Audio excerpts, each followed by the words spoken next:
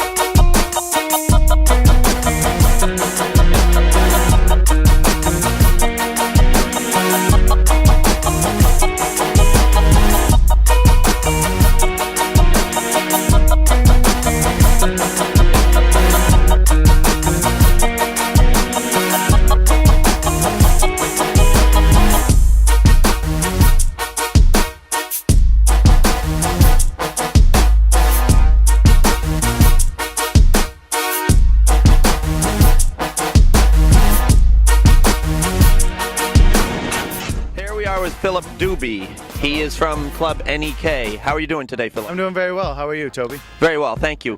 Now, we see some new additions to your Mark III. First of all, what's the newest addition, Philip? I'll have to say the newest addition is the new 3-spoke wheels, circa 1983.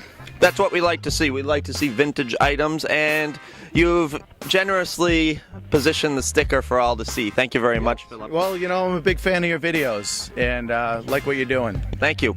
Now, are these triple chrome plated? Actually, they're quadruple chrome plated because I like to do it right. Pulling out all the stops, once again, is Philip Doobie. Yep. Now, last year, he made an epic move here with the paint. Now, tell us about the paint and touch it as you do it.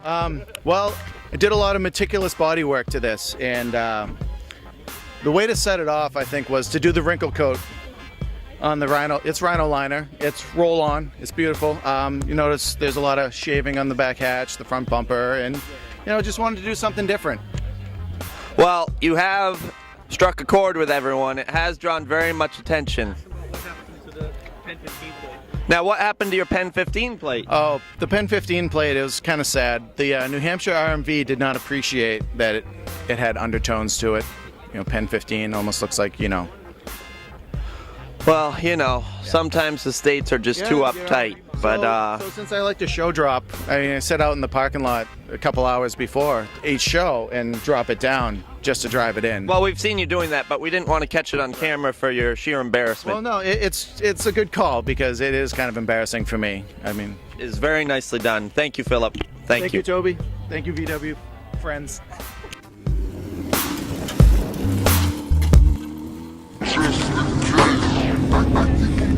VW Fiends.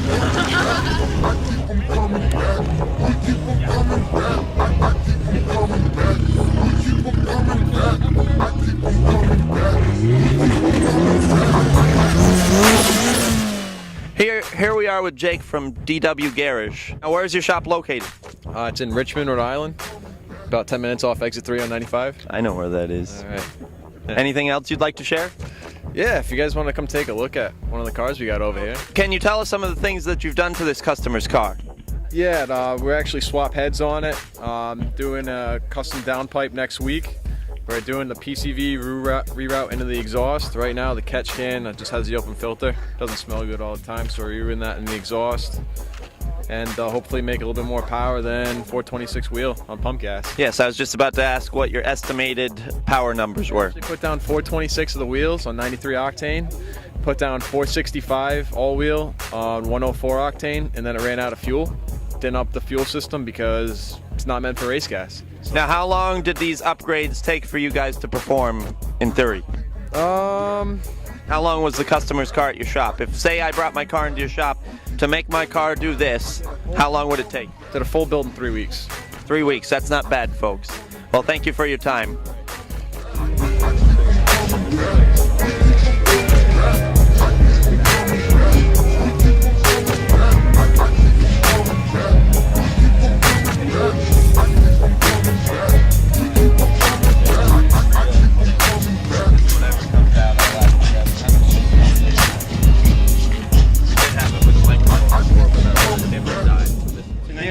with Danny. He's from New Jersey. He's sporting a Mark II Jetta. It's been fully redone. Now let's take a look at some of the things you've done, Danny. Do you mind pointing out, give us a general rundown of the car and point out the things as you mentioned them? Sure. This actually started as my mother's car, and it became mine when I turned 17. It originally had an 8-valve in it. I threw a 16-valve in it. Shaved the bay. Did a standalone. What kind of standalone are you running? It's got a Holly Commander. Okay. And pretty much everything's powder coated in the motor, except for the motor itself. The training I also took apart, powder coated it. I flush mounted the radiator, put the fans on the other side of the radiator. Now, do you have cooling problems with that? Because I did that on my car, and it runs a little bit hotter with that setup. No, sir. No problem. Well, apparently I did it wrong. You did it right. Now, what else would you like to share with us about the inside, perhaps? Let's go. It's got a Helios blue interior off a Helios Mark II Jetta GLI. It's got a race pack cluster, which I will turn on for you. Yes, please. Indulge us. It is fully digital, and I pretty much put it in the stock position. You know, it mounts just like a regular stock cluster would. I got my wideband gauge in the glove box.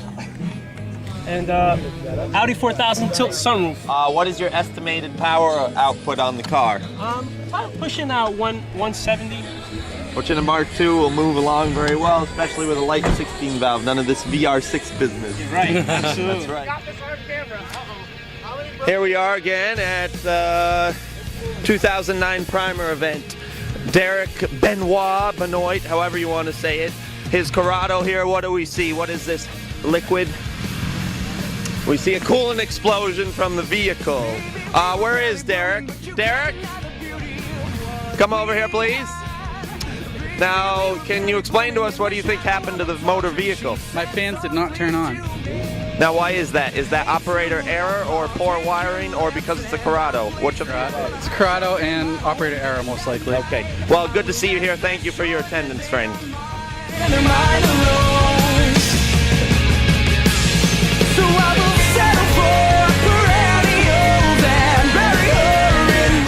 Here we are with Matt. Thank you for coming today, Matt. Now, you are sporting a Mark V Jetta wagon. Now, can you tell us some of the things you've done to this car? Well, I cut the springs. I bought some gutters from Home Depot, put them on the side here, spray paint them, matched pretty well. I got some floor mats from the dealership here. Got the custom roof right here. Cut the antenna down. Maybe I'm bold for the kids when I'm on the road. Yes. Now, how many children do you have? 7. 7. And they all fit in here. That's what you can do with a Jetta wagon. Full wagon. They're very family conscious at Volkswagen, aren't they? They are. German. Now, that also serves as a ladder, doesn't it not? It's great for high reaches. Change light fixture, light bulb, anything I can do in the garage, you know. I see you're also trying to show off your kicks. Now, what do we have here? Here's a new globe model. I'm not sure the actual skater model here. There's a high Vulcan, so 13 men's. They're pretty brand new. Got them yesterday for the show. Now, where did you purchase these? Back in Manchester, New Hampshire, Snowboard Jones. Very reliable. There's another plug for Snowboard Jones. And are you satisfied with the shoes thus far? They're very much so. Very comfortable, fit perfect, great traction, good air pop. Very pleased. Okay. Well, thank you very much for your time, Matt.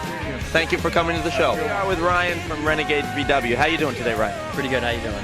Very well. Now, tell us some of the things about what you're going on here. Well, our site, we've got forums on there, and we do photo galleries from each show we go to, and the big thing is our t-shirt sales here. Now, let's get a nice shot of some of the various shirts that you have for sale. They're pretty self-explanatory. We don't need anything for commentary on them. But renegadevw.com, folks, please check it out. Standing next to a Mark V, but we see a sticker. The hype for Primer is very high. A nicely done blown Euros with a rattle can. How convenient it coincides with the Yarrow cans. Nicely done on the sticker, everyone.